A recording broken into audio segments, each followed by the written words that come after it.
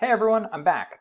Okay, this video is a video lecture that will serve essentially as a sort of way to supplement your readings for this week.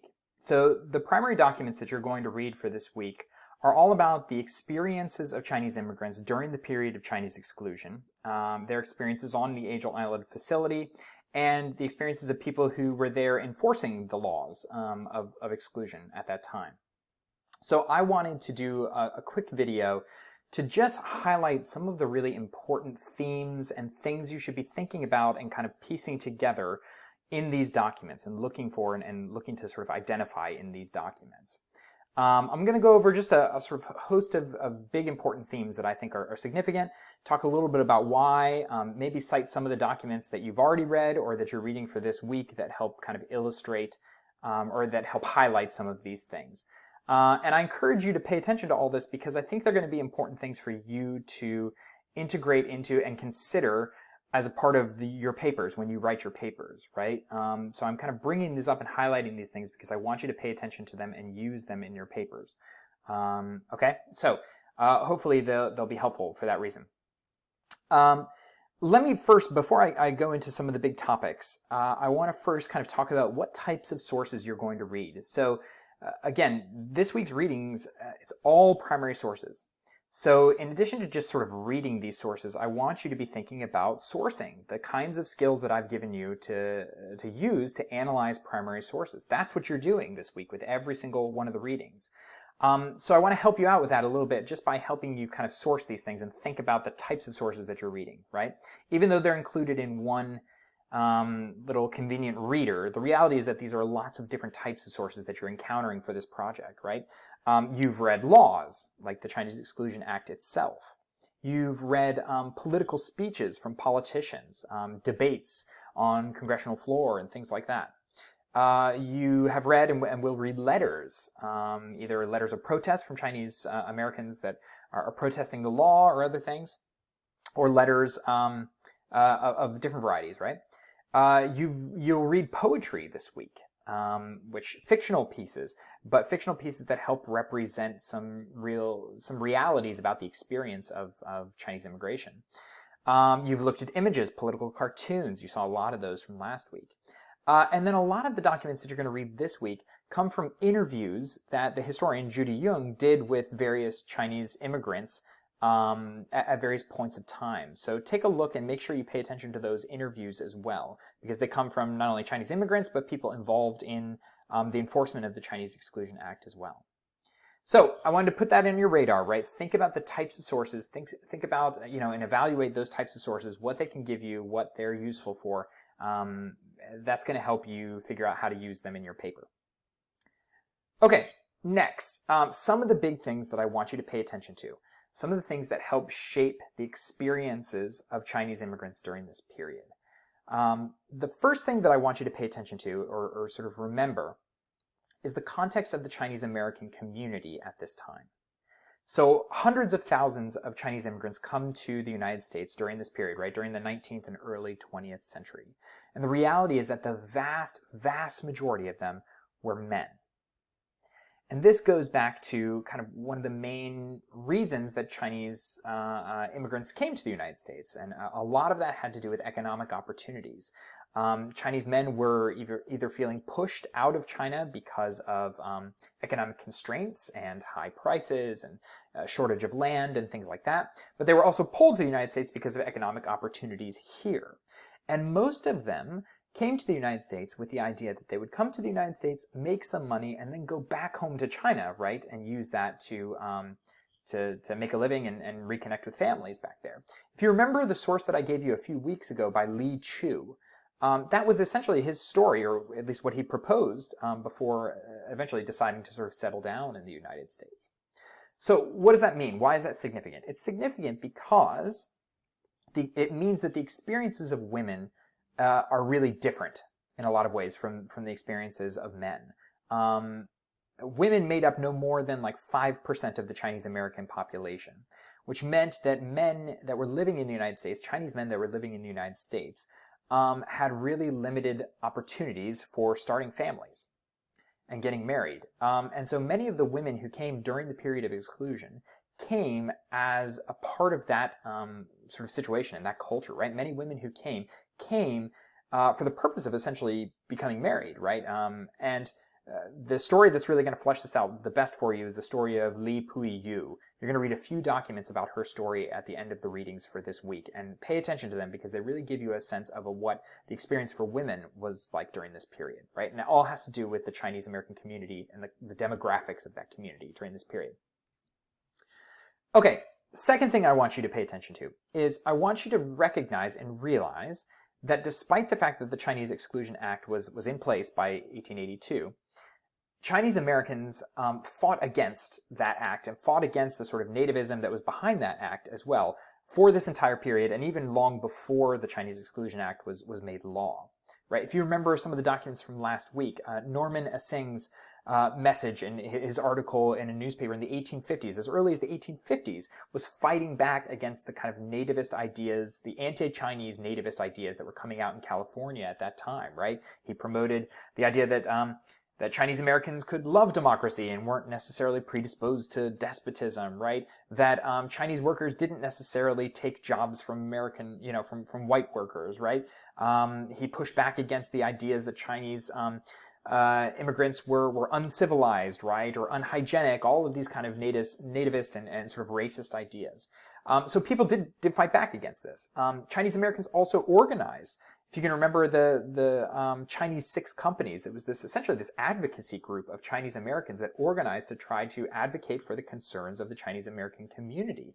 So document 4 is one that you read from the Chinese Six Companies, protesting laws and protesting sort of the actions that were taken against Chinese Americans in the United States.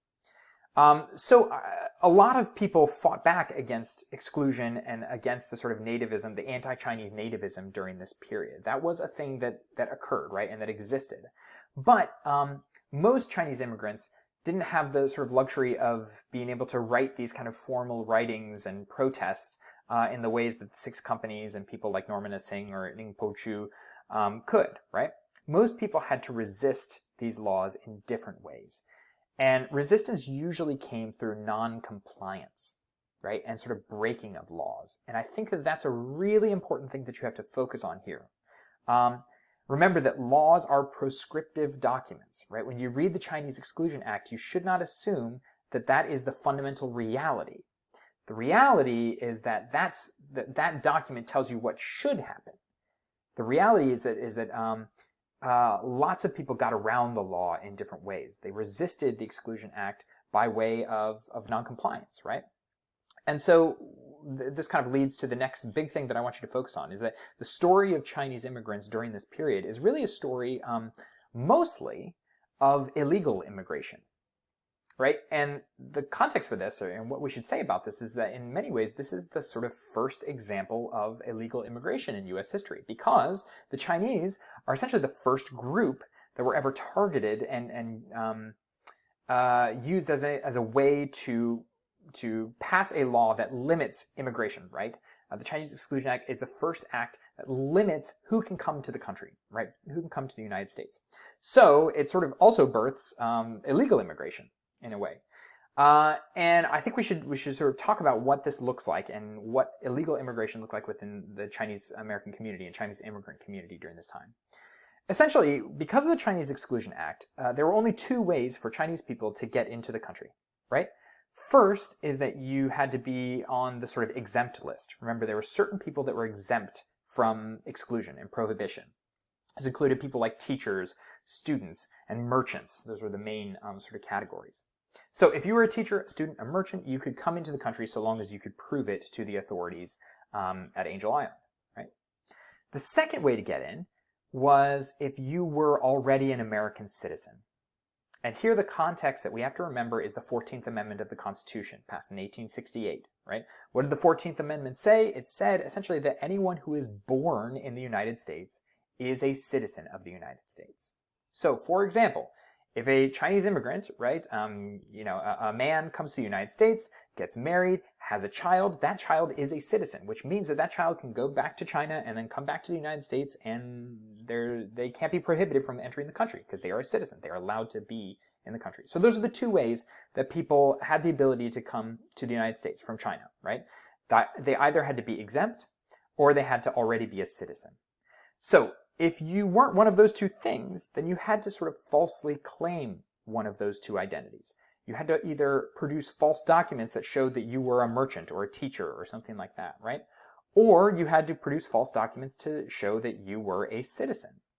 And this is where the paper son sort of phenomenon comes from, right? The paper son phenomenon is essentially a way that Chinese immigrants falsified their citizenship in order to get access to the country. And it all comes in the wake of the 1906 earthquake in San Francisco, a devastating earthquake that destroyed a lot of the city, including the city's municipal archives, which meant that the city no longer had access to the records of who was born in San Francisco and who had citizenship, from their, from being born there and things like that. So what happened is people who were already in the country, Chinese Americans that were already in the country, essentially claimed sons, right? Generally sons, but also daughters, right? Children that were in China. And then they sold off those sort of spots to people who wanted to falsify their citizenship to get into the country. So paper sons were essentially people falsifying that they were citizens by way of this kind of lacuna, right? There's this gap in the records, right? So I think that's really important to sort of qualify that anyone who came to this country, any Chinese person who came to this country during the period of Chinese exclusion, came either because they were exempt or because they were already a citizen or because they were falsifying one of those two things. Okay? All right. The last thing I want to talk about is a little bit about the experience of Angel Island. So remember, Angel Island was a facility kind of like Ellis Island, except more of a detention facility than than just a processing facility. It existed in San Francisco, and it was sort of finished in 1910 and existed all the way to 1940. So when you write your papers, you're going to be writing about Chinese immigrants coming during that period, 1910 to 1940. And what you're going to see in these documents this week is what the experience of being at Angel Island was like. Okay? And I want you to pay attention to what the process was here, right? Pay attention to how long it took for people to, how long were people at Angel Island, right? Judy Yung says that on average, it was like 2 to 3 weeks that people spent on Angel Island getting processed before they were allowed into the country. But that doesn't take into account the appeal process and all the sort of things that went into when people were rejected initially. But 2 to 3 weeks, right? And remember that there was a whole process that they had to go through. First, they had to go through a health screening. And that ties into essentially sort of the 1917 Immigration Act. If you can remember reading that weeks ago, one of the things that barred immigrants from the country were if they had health issues, right? And so all immigrants that came into Angel Island had to go through this health screening to see if they had any particular diseases, things that would bar them entry to the United States, according to the 1917 law.